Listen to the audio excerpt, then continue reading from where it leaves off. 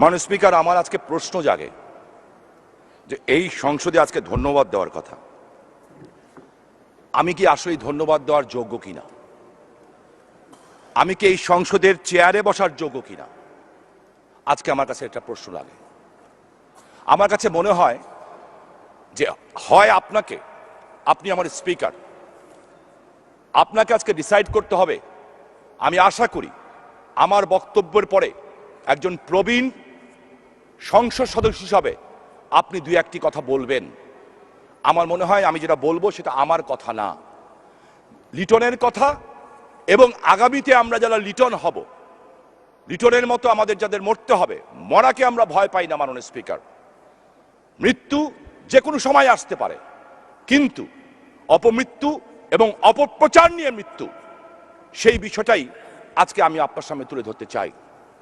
মাননীয় স্পিকার, লিটনের ঘটনা আপনি সব জানেন, আমার চেয়ে অনেক বেশি চিনেন তাকে। সেই লিটন যখন ঘটনা ঘটেছিল, আমি সেদিন আমার বক্তব্যে বলেছি, ঘটনার পরে গ্রেফতার হয়ে এই সংসদে যখন ওই পিছনের সিটটায় ছেলেটা বসতো এসে, আমার ছোট ভাই, আমি তাকে স্মরণ করি। যতই আপনি এখানে তার প্রতি শোক জানাই, সে কিন্তু আর ফিরে আসবে না। আমি প্রশ্ন রাখতে চাই আপনার বিবেকের কাছে, এই জাতির বিবেকের কাছে, আমার কাছে, সকল সংসদ সদস্যের কাছে আমার প্রশ্ন আজকে, লিটন কি তার মৃত্যুতে বেশি কষ্ট পেয়েছিল, না লিটনের বিরুদ্ধে যেইভাবে কিছু পত্রিকা, কিছু ইয়েলো জার্নালিস্ট যেইভাবে অপপ্রচার চালিয়েছিল, যে মদ্যপ অবস্থায় একজন শিশুকে একজন সংসদ সদস্য গুলি করেছিলেন, এমনকি শোক প্রস্তাব গ্রহণ করার পরেও মাননীয় স্পিকার, আমার মাননীয় প্রধানমন্ত্রী জননেত্রী শেখ হাসিনা, উনি এই কথা বলার পরেও যে ওত পেশে বসে থাকা হয়েছিল, সেইটাই তদন্তে পেয়েছেন বাংলাদেশের প্রধানমন্ত্রী এই সংসদে বলার পরেও মাননীয় স্পিকার, তারপর দিন দুই একটি মিডিয়ায় দেখলাম লিটনকে অন্যভাবে চিহ্নিত করার চেষ্টা করা হয়েছে। কেন? আজকে আমার প্রশ্ন, আপনি যদি জিজ্ঞেস করেন আমার কাছে যে শামীম তোমার কাছে কি মনে হয় কোনটা বেশি কষ্ট, আমি নিজে মৃত্যু দেখে এসেছি মাননীয় স্পিকার। আজকে এখানে দাঁড়িয়ে আছি, এটা আমার এক্সটেনশন লাইফ। আল্লাহ রাব্বুল আলামিন আমাকে এই লাইফটা এক্সটেনশন দিয়েছেন, ঠিক যেইভাবে আমার নেত্রীকে এই পর্যন্ত 20 বার দিয়েছেন। 16 জুন বোমা হামলা হয়েছিল মাননীয় স্পিকার, আপনি জানেন। আমার সমস্ত শরীর ক্ষতবিক্ষত হয়েছিল, আমি রক্তের উপরে শুয়েছিলাম, আমার বন্ধুদের রক্তের উপরে, আমার সহযোদ্ধাদের রক্তের উপরে। রক্ত কত গরম, রক্ত কত আগুনের মতো গরম মাননীয় স্পিকার, আমি অনুভব করেছিলাম। কতক্ষণ পরে জ্ঞান ফিরেছিল আমার তা মনে নাই, কিন্তু প্রথমে যখন আমার জ্ঞান ফিরল, আমি দেখলাম পুরো ছাদটা আমার বুকের উপরে, আমি ভাবছিলাম এটাই বোধহয় কবর। ওই গরমটাকে আমি অনুভব করেছিলাম, ভেবেছিলাম একজন মুসলমান হিসাবে কবরের আযাব শুরু হয়েছে। কারণ ছাদের মধ্যে বাঁশ ছিল, চাটাই ছিল, ওই চাটাইগুলি আমার গায়ে লাগছিল মাননীয় স্পিকার। অনেকক্ষণ পরে যখন আমার এই সেন্স আসলো যে আমি মরে গেছি, আমি কিন্তু আমার জন্য কষ্ট পাই নাই মাননীয় স্পিকার, বিশ্বাস করেন। আমি ভেবেছিলাম আমার ছোট্ট মেয়েটা, আমার ছেলেটা, আমার মা, আমার স্ত্রী, আমার পরিবার পরিজন, আমার তাদের জন্য চিন্তা হয়েছিল। আমি তখন বুঝেছিলাম একজন পিতা কত মহৎ হয়। আমি কিন্তু তখন নিজের জন্য চিন্তা করি নাই। তাই আমি মনে করি আমার বন্ধু লিটন যখন গুলিতে ওইখানে নিহত হয়েছে, সে হয়তো নিজের জন্য চিন্তা করে নাই এবং কষ্টও পায় নাই। কষ্ট পেয়েছিল তার বিরুদ্ধে যেই মিথ্যা অপপ্রচারটা হয়েছিল। কিন্তু কেন মাননীয় স্পিকার? আমি তো এর ভিতরে ষড়যন্ত্র দেখি। এরা কারা? এই পত্রিকাগুলি কারা? আমি নাম ধরেই বলতে চাই, কারণ আমি কাউকে ভয় করি না, এমন কোনো কাজ করি না যে আল্লাহ রাব্বুল আলামিন ছাড়া কাউকে ভয় পাবো। এই ডেইলি স্টার, এই প্রথম আলো, কারা এরা? কি চরিত্র হননে নেমেছে তারা? আজকে আমি সেই কথাটাই বলতে চাই। শুধু লিটন নয় তো মাননীয় স্পিকার, এই সংসদের অধিকাংশ সদস্য যারা শেখ হাসিনার বাইরে রাজনীতি করতে চান না, যারা আপোষ করবেন না, যারা নতুন রাইজিং লিডার, প্রত্যেকটা এলাকায় যারা তারুণ্য থেকে উঠে এসছেন, আমি দেখছি প্রতিনিয়ত কোনো না কোনো ভাবে তাদের বিরুদ্ধে লিখে দেওয়া হচ্ছে। সূত্র বলে, কি বলে? সূত্র বলে, অমুকে বলেন, এমন করে বলা হচ্ছে মাননীয় স্পিকার। আমি এই জন্য এই কথাটি বলছি, আমি নিজে বোধহয় এর চেয়ে সবচেয়ে বড় ভিকটিম। আমার বিরুদ্ধে 2000 আগে কোনো পত্রিকায় লেখা হয় নাই মাননীয় স্পিকার, কেউ লেখে নাই। এটা সত্য যে লং মার্চ, গোলাম আজম এবং নিষিদ্ধ পল্লী এই তিনটি কাজ করার পরে আমাকে গডফাদার বানানোর চেষ্টা করা হলো, এখনো হচ্ছে, ভবিষ্যতে হবে। যখন পারে নাই তখন বোমা মেরে মারার চেষ্টা করা হলো, যখন বোমা মেরেও পারলো না, যখন আমরা জ্ঞান ফিরল, আমি তখন বলেছিলাম ক্ষত বিক্ষত শরীর নিয়ে সবাই বলে মাগো বাঁচান, আমি বলেছিলাম শেখ হাসিনাকে বাঁচান। এই কথা বলার কারণে তারপর দিন খালেদা জিয়া সহ আরো দুই একটি পত্রিকা নিউজ করলো যে শেখ হাসিনার নিরাপত্তা আইন পাশ করার জন্য এইটা একটি সাজানো নাটক করেছি মাননীয় স্পিকার, নিজের গায়ে বোম মেরেছি, নিজের 20 জন ভাইকে আমরা মেরে ফেলেছি। ঠিক একইভাবে 21শে আগস্টে আমার কথা সত্য প্রমাণিত হয়েছিল যে আমার নেত্রীকে ওরা মারতে চায়। এটা প্রথম না, এটা হচ্ছে, এখনো চলমান মাননীয় স্পিকার। তাই আজকে আমি আপনার বিবেকের কাছে প্রশ্ন করতে চাই, আমি জানি না এটা আমার শেষ বক্তব্য কিনা, আমি তাও জানি না, আমি এটাও জানি না যে আজকে আপনাকে আমি শেষ দেখছি কিনা, কারণ শকুনিরা চারিদিকে গরম নিঃশ্বাস নিচ্ছে শেখ হাসিনার অগ্রগতিকে ঠেকিয়ে দেওয়ার জন্য। মাননীয় স্পিকার, আমি আল্লাহর কাছে শুকরিয়া করি, আল্লাহ সুবহানাহু ওয়া তাআলা আমাকে এই দুনিয়াতে পাঠিয়েছেন রাসূল পাক সাল্লাল্লাহু আলাইহি ওয়াসাল্লামের উম্মত হিসাবে। আমি আল্লাহর কাছে শুকরিয়া করি, আল্লাহ সুবহানাহু ওয়া তাআলা আমাকে এই দুনিয়ায় পাঠিয়েছেন আমার বাবার মতো এবং মার মতো একজন পবিত্র মানুষের জন্মে। আমি আল্লাহর সুবহানাহু ওয়া তাআলার কাছে শুকরিয়া করি মাননীয় স্পিকার, যে আল্লাহর কাছে শুকরিয়া করি যে আল্লাহ সুবহানাহু ওয়া তাআলা আমার মতো একজন নগণ্য মানুষকে জননেত্রী শেখ হাসিনার কর্মী হতে শিখিয়েছেন, যিনি আমাকে শিখিয়েছেন কিভাবে মানুষকে ভালোবেসে আল্লাহকে ভালোবাসা যায়, যিনি আমাকে ধৈর্য ধরতে শিখিয়েছেন, যিনি বলেছেন হতাশ হবা না জীবনে, যখনই হতাশা আসবে রাসূল পাক সাল্লাল্লাহু আলাইহি ওয়াসাল্লামের জীবনী পড়বে, যিনি বলেছেন যেই কয়দিন বেঁচে থাকো সেই কয়দিন গরিব মানুষের জন্য কাজ করো, যেই দিন মরবা সেদিন তো মরেই যাবা। তাই আমি তাকে ভালোবাসি মাননীয় স্পিকার, আমার মতো সবাই তাকে ভালোবাসে। যারা খুব বেশি ভালোবাসে তাদের উপরেই আঘাতটা বেশি হচ্ছে মাননীয় স্পিকার, ক্ষত বিক্ষত করা হচ্ছে। আমি তার প্রমাণ সহই আজকে আপনার কাছে কিছু তথ্য উঠায় ধরতে চাই। মাননীয় স্পিকার, লং মার্চ ঠেকানো হয়েছিল, অবশ্যই এটা গণতান্ত্রিক অধিকার, আমি স্বীকার করছি আমি ঠেকিয়েছি, কিন্তু লং মার্চ কিন্তু আটকে দেওয়া হয় নাই। লং মার্চটার সময় পরিবর্তন করে দেওয়া হয়েছিল, কারণ প্ল্যান ছিল ফেনীর কোনো এক জায়গায় খালেদা জিয়ার গাড়ির পিছনে 2টি বাস ছিল, ওই বাসে মাটি কাটার লেবার নেওয়া হয়েছিল, ওই বাস বোম মেরে উড়িয়ে দেওয়া হবে এবং দেশে একটা অশান্ত পরিবেশ সৃষ্টি করা হবে। এই নিউজ তৎকালীন গোয়েন্দা সংস্থার যে ফাইল, সেই ফাইল দেখলে প্রমাণ হবে। আমি নিজে 65 জন মানুষকে বাঁচানোর জন্য নিজের উপরে দায়িত্ব নিয়েছি, আমি তাতে অনুতপ্ত না। আমরা কিন্তু খালেদা জিয়াকে আটকে দেই নাই, বরঞ্চ বিরোধী দলের নেত্রীর যাতায়াত যাতে সঠিকভাবে যেতে পারেন উনি চিটাগাংয়ে, আমরা সেই ব্যবস্থা করে দিয়েছিলাম। মাননীয় স্পিকার, গোলাম আজমকে অবঞ্চিত ঘোষণা করেছিলাম নারায়ণগঞ্জে। আমি মুক্তিযুদ্ধের সন্তান, আমি যখন অবঞ্চিত ঘোষণা করেছি তখন যদি সারা বাংলাদেশে সবাই করত, আজকে বাংলাদেশের এই জঙ্গিবাদের চিত্র দেখতে হয় না। তাই তারা আমাকে আঘাত করেছিল মাননীয় স্পিকার, আতে আমার কোনো আপত্তি নাই। মাননীয় স্পিকার, আমার আপনার কাছে প্রশ্ন আজকে, আমি আপনার কাছে জোরহাত করে চাবো, আপনার নিজ ক্ষমতায় আপনি আমাকে কটা সময় দিন। আজকে আমি আমার কথা বলতে চাই না, আমি আজকে অনেক অধিকাংশ সংসদ সদস্যের মনে কথা বলতে চাই। মাননীয় স্পিকার, এই সংসদে আমরা অনেক আছি, আমাদের চিফ হুইপ থেকে আরম্ভ করে সিনিয়র নেতাদের থেকে আরম্ভ করে সবাই আছি। যখন ইচ্ছা তখন একজনের বিরুদ্ধে লিখে দেওয়া হচ্ছে, আমি কোথায় বলবো? মাননীয় স্পিকার, আমি আপনাকে কাগজ দেখাই, এই কাগজটি আমি আপনাকে পাঠাবো মাননীয় স্পিকার। প্রথম আলো 7 মার্টার হলো নারায়ণগঞ্জে, 7 খুন। এই 7 খুনের বিরুদ্ধে আমি প্রথম বক্তব্য দিয়েছি 1 ঘন্টার মাথায় যে কারা এই ঘটনা ঘটিয়েছে। এমনকি যেখানে যেখানে জানানো দরকার সরকারের, সব জায়গায় আমি অরিজিনাল তথ্য দিয়ে দিয়েছিলাম ঘটনাটা এইভাবে সংঘটিত হয়েছে।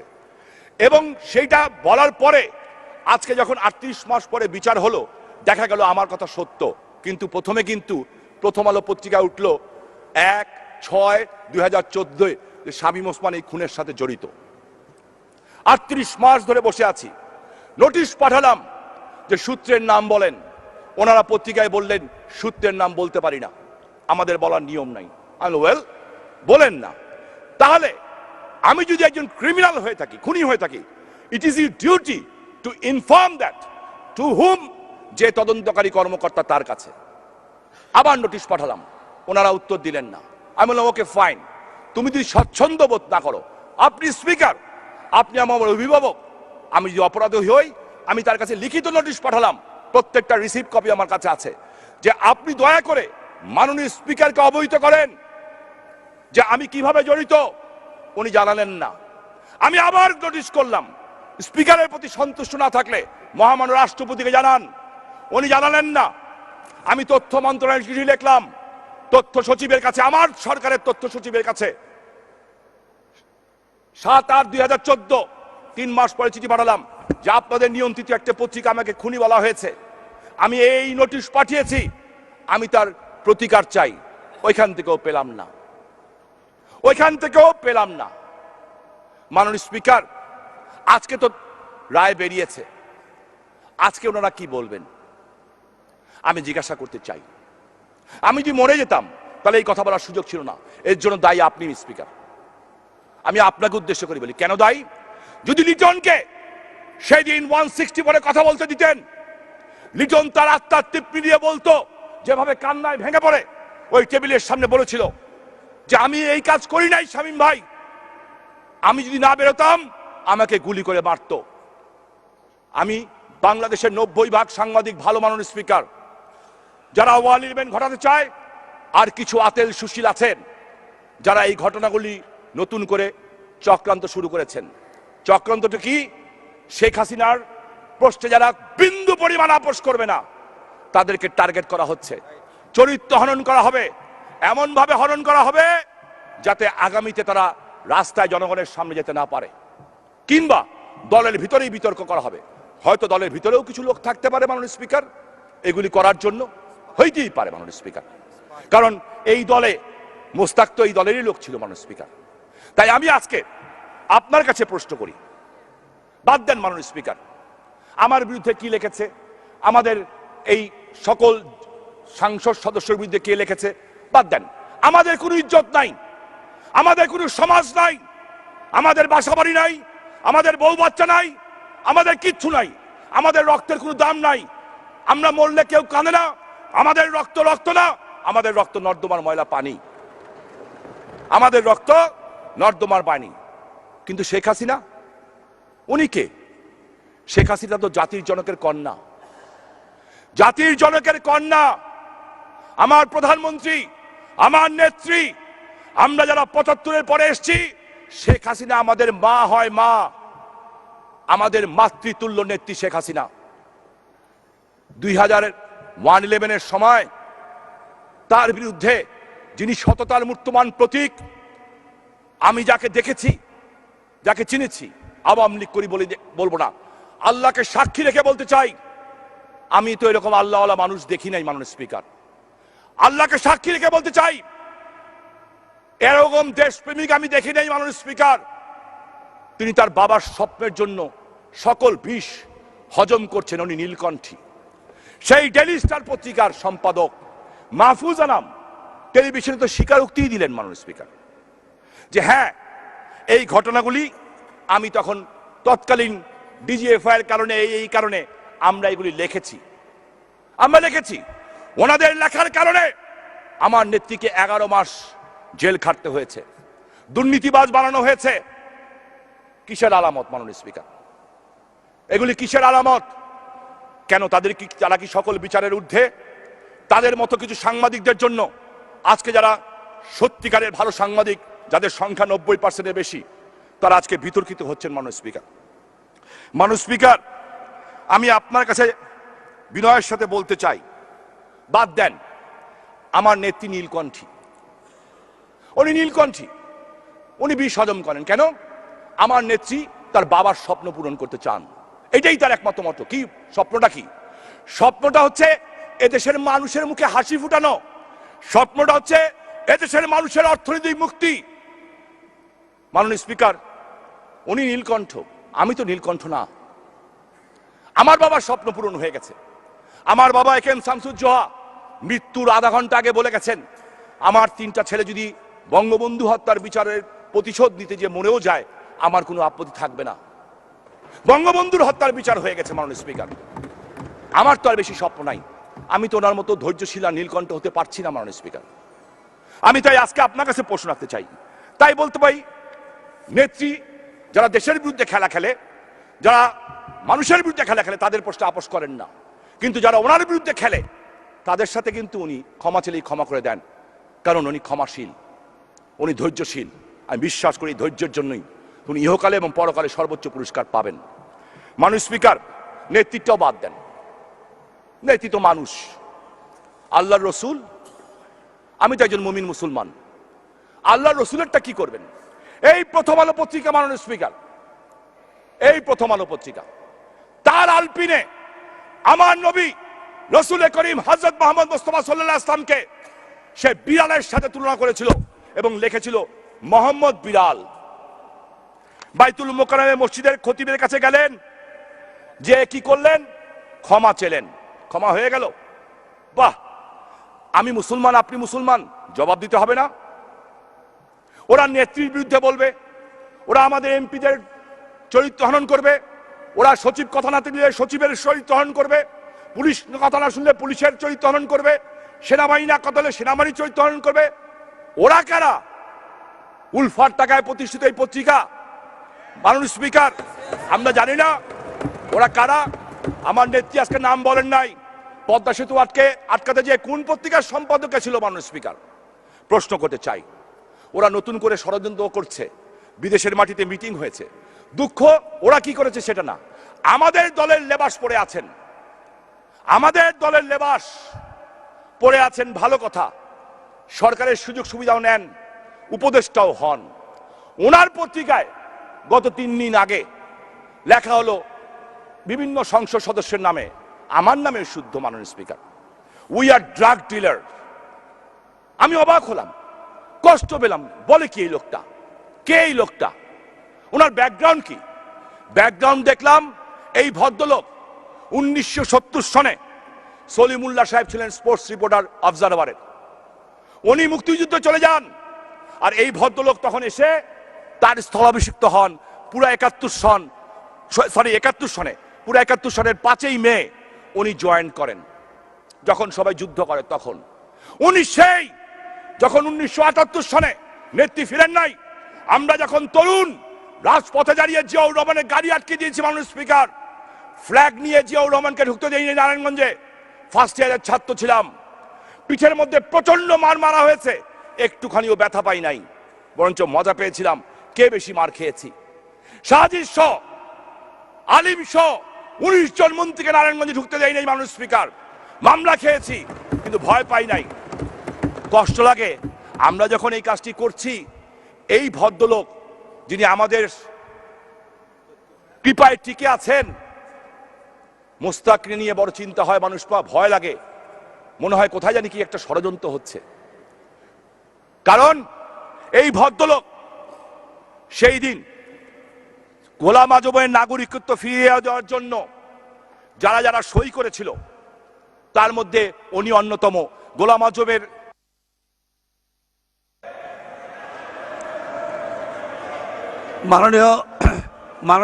মাননীয় সদস্য, প্লিজ প্লিজ সাইলেন্ট প্লিজ। মাননীয় সদস্য, আপনার বক্তব্য শুনে আমিও অভিভূত, কিন্তু আমার কাছে সময়ের কনস্ট্রেন্টনেস অবশ্যই আছে, এটা আপনি জানেন। টাইমটা লিমিট করে দেন, মাননীয় চিফ হুইপ। তারপরও সিরিয়াল ভঙ্গ করে আমি আপনাকে বক্তব্য দেওয়ার সুযোগ দিয়েছি এই কথাগুলো শোনার জন্য। আপনি আর 5 মিনিট বলুন। মাননীয় স্পিকার, মানুষ ভাই আমার 10টা মিনিট দেন। জি, থ্যাংক ইউ মাননীয় স্পিকার। 5 মিনিট বলেন। জি মাননীয় স্পিকার, ধন্যবাদ মাননীয় স্পিকার। আজকে কে এই ভদ্রলোক 78 সনে সই দিলেন? বইটার নাম কি? জামাতে ইসলামের থেকে প্রকাশিত বই, গোলাম আজমের সংগ্রামী জীবন। গোলাম আজমের সংগ্রামী জীবন, ওই বইতে লেখা আছে যে উনি গোলাম আজমের নাগরিকত্ব ফিরিয়ে দেওয়ার জন্য সিগনেচার করেছিলেন। সিগনেচারের কপিও আছে সংগ্রাম পত্রিকায়। কে এই লোকটা? কে? উনি তো আমাদের মধ্যেই ঘোরাফেরা করেন, প্রগতিশীল সাজেন, আর এই সংসদের সংসদ সদস্যদেরকে মাদকের সম্রাট বানানোর চেষ্টা করছেন। ওনার নাম ইকবাল সোবহান চৌধুরী। মাননীয় স্পিকার, মাননীয় স্পিকার, আমি প্রথমেই বলেছি আপনাকে ধন্যবাদ দেওয়ার যোগ্য কিনা। আই হ্যাভ, আজকে এখানে আমাদের কারো রাইট নাই, নোবডি, কেউ রাইট নাই মাননীয় স্পিকার, যে আমরা আমার পবিত্র নেত্রীর গায়ে এক ফোঁটা ময়লা কলিমা লেপন করতে পারি। আমরা পারি না। যদি যদি আমাদের মধ্যে কেউ কোনো একজন প্রকৃত অপরাধী হয়, আমার মনে হয় আমাদের বিরুদ্ধে তদন্ত হওয়া উচিত, আমাদের স্যাক করা উচিত, সংসদ থেকে বের করে দেওয়া উচিত। মাননীয় স্পিকার, আজকে আপনার কাছে আমি অ্যাপিল করি, বহু লেখা হয়েছে, 55 বয়স হয়ে গেছে মাননীয় স্পিকার, কয়দিন বাঁচবো জানি না, তবে এদের কাছে মাথা নত করার লোক আমি না। কারণ আমি আল্লাহকে বিশ্বাস করি মাননীয় স্পিকার, 5 ওয়াক্ত নামাজ পড়ি, সকালে কোরআন পড়ি, রাত্রে কোরআন পড়ি, তাহাজ্জুদ 17 বছর ধরে পড়ি, আল্লাহর রহমতে ছাড়ি নাই। আল্লাহ শুধু এইটাই নয়, ড্রাগ ডিলার, খুনি তো বহু দূরে কথা মাননীয় স্পিকার, ইসলামে, ইসলাম ধর্মে যা কিছু নিষেধ আছে তার একটাও যদি আমি সম্পৃক্ত থাকি, মাননীয় স্পিকার আপনাকে কথা দিচ্ছি, এই সংসদে দাঁড়িয়ে কানে ধরে গলায় জুতোর মালা দিয়ে বেরিয়ে যাব মাননীয় স্পিকার। আর যদি প্রমাণ করতে না পারে তাহলে কি হবে? কিচ্ছু হবে না মাননীয় স্পিকার। ওদের সাহস বেড়ে গেছে, কারণ ওরা শেখ হাসিনাকে নিয়ে বলে কিচ্ছু হয় না, ওরা আল্লাহর রসুলকে নিয়ে বলে কিচ্ছু হয় না, ওরা আমার মন্ত্রীকে নিয়ে বলে কিছু হয় না, ওরা আমাদের দলীয় সংসদ সদস্যকে নিয়ে বলে কিছু হয় না। কেন? ওদের দেখা দেখি সেই দিন ভালো সম্পাদকও তো আছে মাননীয় স্পিকার, অনেক ভালো সম্পাদক আছে। একটা অনুষ্ঠানে জিজ্ঞেস করলাম যে আপনারাও কি ওদের মতো ফলো করছেন? আমাকে যে উত্তর দিয়েছে, আমার কাছে কোনো জবাব ছিল না। বলছে আপনার লজ্জা লাগে না? আমি কেন কই কথা বলেন, বন্ধু বান্ধব মানুষ। বললো আপনার নেত্রী শেখ হাসিনা সাহসী মহিলা, সৎ সাহসী, সাদাকে সাদা বলে, কালোকে কালো বলে, জননেত্রী শেখ হাসিনা। উনি বলেছেন সংসদে দাঁড়িয়ে, আমি ডেইলি স্টার প্রথম আলো পড়ি না। আপনার নেতারা কিভাবে যে ডেইলি স্টারের জন্মদিনে কেক কাটে, সেই প্রশ্নের উত্তর আগে দেন। কিভাবে কাটে? আপনার কোন নেতা প্রথম আলো পাঠক ফোরামের নেতা হয় কিভাবে? আজকে চিন্তার বিষয় মাননীয় স্পিকার। শুনেছি কোন এক জায়গায় বসে ষড়যন্ত্র হয়েছে, 100 জন এমপির নাম ঠিক করা হয়েছে, সেই এমপিদের বিভিন্নভাবে হেয় প্রতিপন্ন করার চেষ্টা করা হবে, এমন সিচুয়েশন সৃষ্টি করা হবে যারা ভবিষ্যতে তাদের জন্য রাজনীতি করা কঠিন হয়ে যায়। মাননীয় স্পিকার, 164 ধারায় আপনি তো আমাদের কাছে জিজ্ঞেস করতে পারতেন। আমি বলি না সমালোচনা দরকার, দি প্রফেট অ্যাকিউজড, আল্লাহর রসুলকেই তো ছাড়া হয় নাই, কোন রসুলকে ছাড়া নাই, আর আমরা তো সবচেয়ে পাপী বান্দা। লেখেন, কিন্তু আমাকেও বলার সুযোগ দেন। আমি তো 96তে পার্লামেন্টে ছিলাম মাননীয় স্পিকার।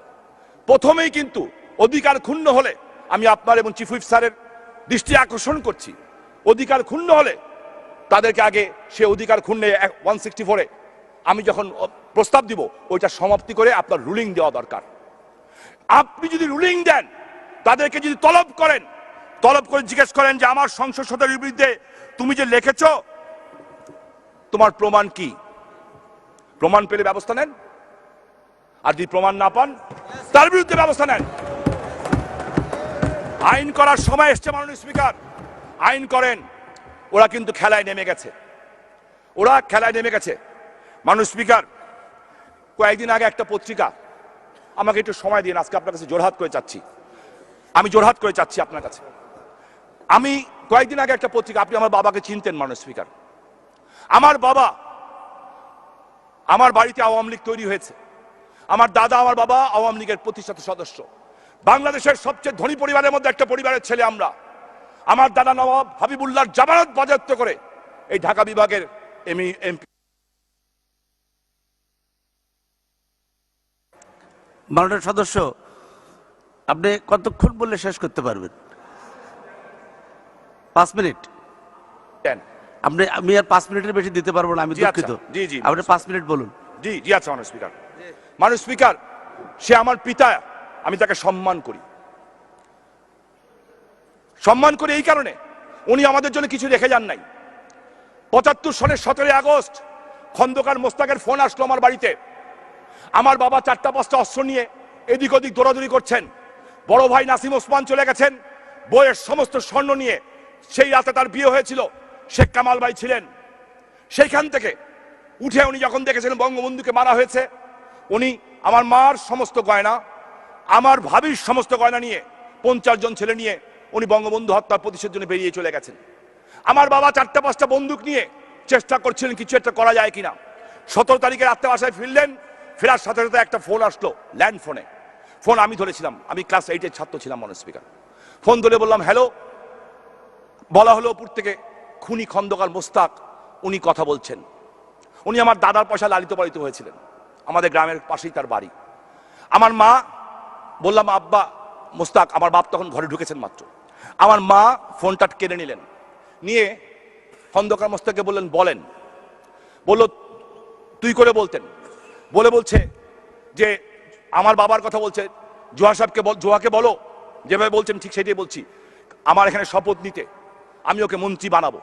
আমার মা উত্তর দিয়েছিল যে আপনাকে একটা কথা পরিষ্কারভাবে বলতে চাই, আমার স্বামী যদি আপনার মন্ত্রিসভায় শপথ নেয় তাহলে প্রথমে আমি নিজেকে চেষ্টা করবো তাকে হত্যা করতে, আর যদি না পারি তাহলে নিজে আত্মহত্যা করব। মানুষ স্পিকার, আমি আমার মায়ের দিকে তাকিয়ে আমার বাবার সেই হাসি সেদিন দেখেছিলাম, এবং সাথে সাথে আধা ঘন্টার মধ্যে মোস্তাক বলল ওকে আর বাঁচাতে পারলাম না, বলছেন মেরে ফেলো। বাড়ি ঘেরাও দেওয়া হলো, আমার বাবাকে ধরে নিয়ে গেল। ৭৫, ৭৬, ৭৭, ৭৮, ৭৯ একবেলা ভাত খেয়েছি, একবেলা ভাত খাই নাই মানুষ স্পিকার। ৯০০ টাকার জন্য পরীক্ষার ফর্ম ফিল আপ করতে পারি নাই। বোনের বিয়ে দিয়েছি মসজিদের ভিতরে। মেজো ভাই সেলিম ওসমান ইন্টারমিডিয়েটের ছাত্র, এই লেফটেন্যান্ট কিসমত মেজর ডালিমরা তাকে ধরে নিয়ে গেছিল, অকথ্য নির্যাতন করেছে রেডিও বাংলাদেশে। এই আপেল মাহমুদ এখন গান গেতো আগে, ও তখন বসা ছিল হাতে মদের গ্লাস নিয়ে। সেইখানে আমার ভাইটাকে প্রহার করা হয়েছিল। আমি ছোট ছিলাম, পোস্টার লাগাতে গেছিলাম, পিটিয়ে সাইকেল ভাঙা হয়েছিল পিঠের মধ্যে। মানুষ স্পিকার, অভাবের সংসার ছিল, টাকার অভাব ছিল না, সমস্ত ফ্রিজ করে দেওয়া হয়েছিল। বাড়ি নিলামে উঠিয়ে দিল জিয়াউর রহমান, বাড়ি নিলামে উঠিয়ে দিল। আদমদী চিত্তরঞ্জন লক্ষ্মীনারায়ণ শ্রমিকরা ১ টাকা করে চান্দা দিয়ে আমাদের বাড়ি ছুটিয়ে দিয়েছিল। শ্রমিকের বাড়িতে বড় হয়েছে, আমার বাবা কিচ্ছু রেখে যান নাই আমাদের জন্য, আলহামদুলিল্লাহ। আমার সেই বাবাকে নিয়ে আওয়ামী লীগ অফিসে কয়েকদিন আগে মিটিং হয়েছে নারায়ণগঞ্জের একটা নির্বাচন নিয়ে। সেইখানে কোনো সাংবাদিক ছিল না, আওয়ামী লীগে বিভেদ সৃষ্টি করার জন্য, যাতে আমি ক্ষুব্ধ হই, আমার দলের প্রার্থীর বিপক্ষে যাই। সেইখানে লেখা হলো যে ওই প্রার্থী বলেছেন যে আমার বাবা নাকি টাকা কামিয়েছেন, দুর্নীতিবাজ। ৩০ বছর হবে আমার এই ২০শে ফেব্রুয়ারিতে আমার বাবার মানুষ স্পিকার। এটা কোন রাজনীতি মানুষ স্পিকার? আমার কাছে মনে হয় আমার বাবার কবরের সামনে গেলে যে আমি অযোগ্য সন্তান।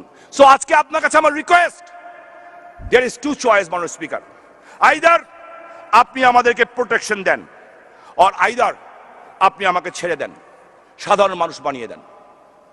জাস্ট সাধারণ মানুষ বানিয়ে দেন মানুষ স্পিকার, কারণ আমি যাতে কিছু দল এবং আমার নেত্রীর উপরে না পড়ে, তারপরে দেখাবো সাধারণ মানুষের ক্ষমতা কতটুকু মানুষ স্পিকার। লক্ষ লোক নিয়ে ওদের অফিসের সামনে আসতে আমাদের বেশি সময় লাগবে না। আমরা এই বাংলাদেশেই বড় হয়েছি মানুষ স্পিকার, চাওয়া পাওয়ার আশায় বড় হই নাই, এমন কোনো অপরাধ করি নাই যে আল্লাহ ছাড়া কাউকে ভয় পাবো।